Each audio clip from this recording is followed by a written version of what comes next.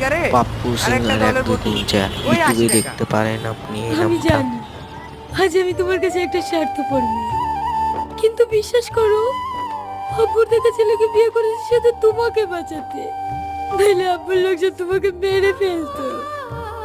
আর আমি তোমাকে এতটাই ভালোবেসে ফেলেছি যে আমার জীবনটা আমি আস্তে আস্তে দিয়ে দিতে পারি, কিন্তু আমার কারণে তোমার মৃত্যু হবে এটা আমি কখনোই মেনে নিতে পারবো না।